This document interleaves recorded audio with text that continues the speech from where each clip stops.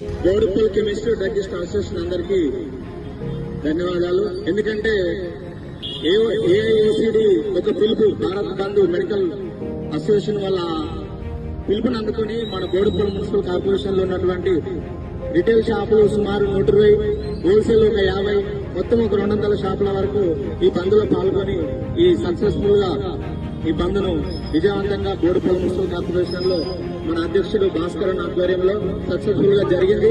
మరియు రాబోయే రోజులలో ప్రజలకు ఇబ్బంది కలిగించేటటువంటి online shopping, online medicine selling అనేది బంద్ చేయాలనే మెయిన్ ఉద్దేశంతో ఈ యొక్క బంద్ను పిలుపునియడం జరిగింది.